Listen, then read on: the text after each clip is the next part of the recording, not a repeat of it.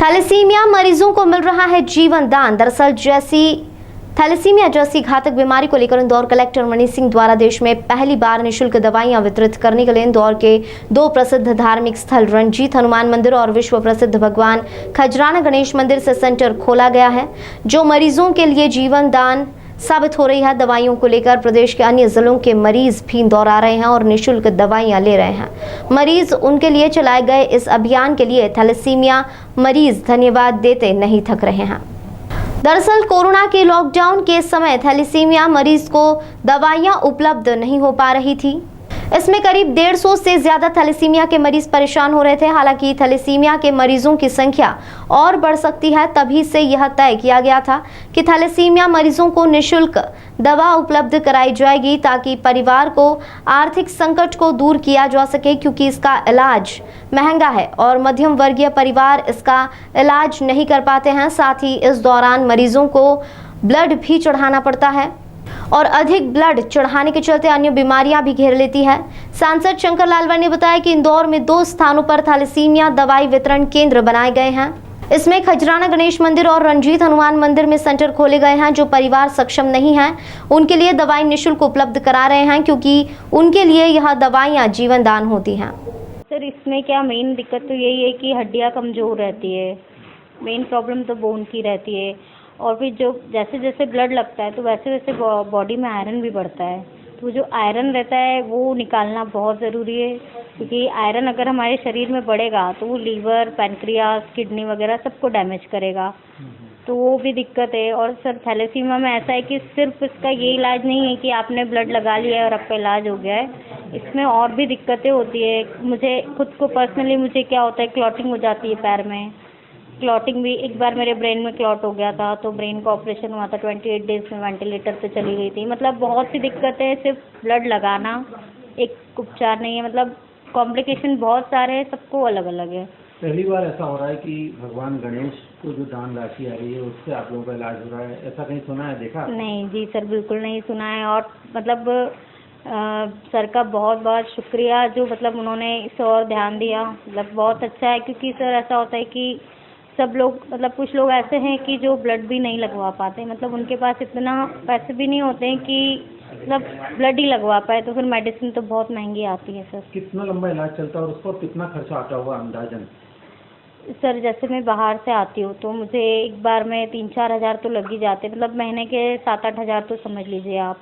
जैसे अभी डेजीरॉक्स फ्री है तो दिक्कत नहीं है, लेकिन अगर लेना है, जैसे मैं 4 टैबलेट ले रही हूँ 500 mg की, तो मुझे 4 बॉक्स चाहिए रहते हैं, तो कम से कम 6,500 हज़ार तक के आएंगे आपकी 1 महीने की दवाई। मतलब मेरी 1 महीने की दवाई वो आएगी।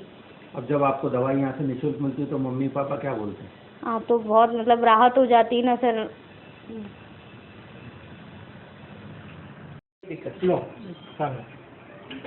क्या नाम है भैया आपका? इलेश।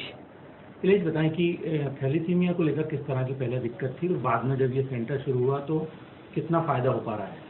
सर, पहले कोविड के टाइम पे बहुत ऐसा होता कि ब्लड भी नहीं अवेलेबल हो पा रहा था, दवाइयाँ भी बहुत महंगी हो गई थी। लॉकडाउन लगने से दवाइयाँ बहुत महंगी होने के कारण ट्रांसफ्यूजन कराना भी बच्चों को बहुत भारी पड़ रहा था। तो हमने सोचा एक बार सर से मुलाकात की जाए, और सर ने उसके बाद एक बार सर से मुलाकात हुई। सर ने उस प्रॉब्लम को अपना इतना महत्व दिया, समय दिया, कीमती समय निकाल के हम बच्चों के बारे में सोचा और ये सेंटर स्थापित किया। यहाँ पे बच्चों को निःशुल्क दवाई भी मिल रही है, साथ ही साथ उनको आगे जो उपचार होना चाहिए, जैसे किसी बच्चे को ब्लड चढ़ाने से कई और भी समस्याएं आती है, तो उस बारे में भी मतलब समाधान की आगे काफ़ी अच्छी कोशिश की जा रही है। किसी बच्ची को इंजेक्शन की ज़रूरत है तो उसको इंजेक्शन भी मिल रहा है, तो काफ़ी राहत हो रही है। सर ने इस चीज़ को बहुत बारीकी से समझा, और जब भी आते हैं समय देते हैं, हम जैसे बच्चों से मिलते हैं और समझते हैं कि आगे क्या समस्या आ रही है, और बेहद प्रयास करते हैं कि बहुत अच्छे से हम बच्चों का जीवन निकले। थैलेसीमिया को लेके लॉकडाउन के दौरान जब बच्चे मिले थे, इंदौर में भी 150 से ज़्यादा बच्चे होंगे मुझे लगता है जो कि इस बीमारी से पीड़ित है। और भी संख्या हो सकती है, लेकिन जिनको बहुत समस्या थी खास करके दवाइयों को लेकर, और उस समय दवाइयाँ नहीं मिल रही थी, उसी समय से हमने फिर निश्चय लिया कि इनकी किस प्रकार से मदद की जा सकती है। उस समय मैंने दवाइयाँ भी दी और प्रयास किया कि उनको इलाज बेहतर हो सके, पर हमने देखा इसका इलाज महंगा है और जो हमारे मध्यम वर्गीय और गरीब लोग हैं वो इसमें पिसाते हैं। खास करके ये ऐसी बीमारी है जिसका इलाज हमेशा चलेगा, और इसमें अलग अलग रहता है, ब्लड भी चढ़ाना पड़ता है, फिर ब्लड चढ़ाने से जो दूसरी बीमारी होती है उसको लेके भी ध्यान रखना पड़ता है, और दवाइयाँ तो रेगुलर है ही सही। तो हमने ये विचार किया कि क्यों ना हम इसका सेंटर खोलें, और फिर इंदौर में 2 स्थानों पर, एक यहाँ खजराना में और एक रंजीत राजभवन में, हमने 2 सेंटर खोले जिसमें वो बच्चे जिनके परिवार सक्षम नहीं है उनके लिए हमने ये सेंटर खोले। उसमें हम दवाई निःशुल्क देते हैं, और ये उनके लिए एक जीवन दान है, क्योंकि जो परेशानी में गुजर रहा था उनको समस्या थी किस प्रकार की परेशानियां आती है, लेकिन अब उनको थोड़ा रिलीफ मिला है।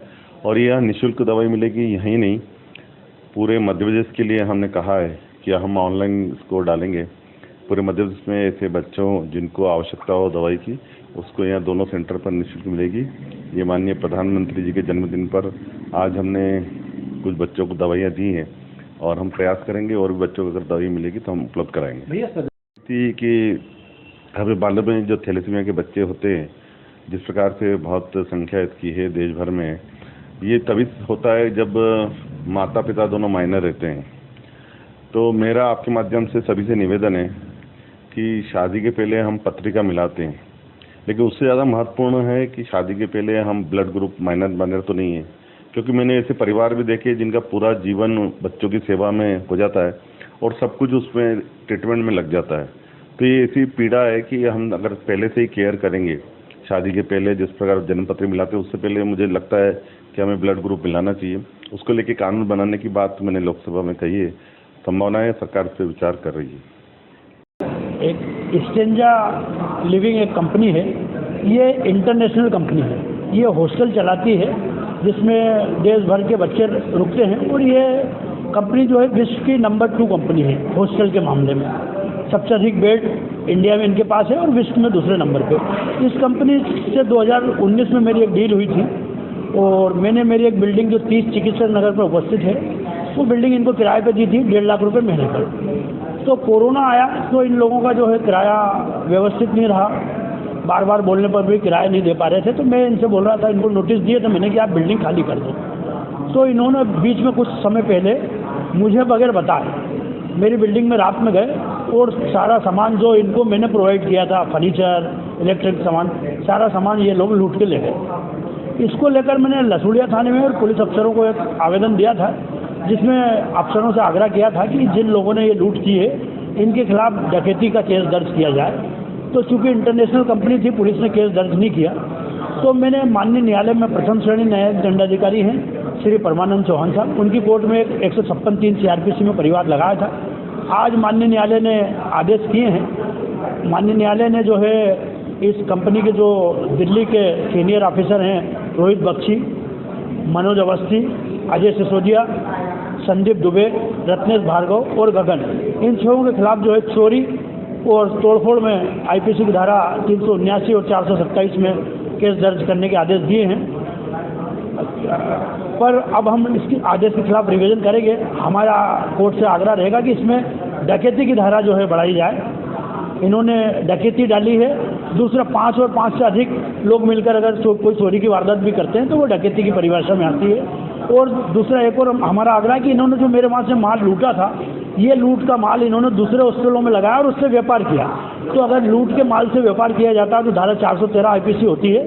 तो 395, 413 और 109 जो इनमें आपराधिक दुष्प्रेरण किया, ये 3 धाराएं और बढ़ाने के लिए हम सेशन कोर्ट में अपील करेंगे।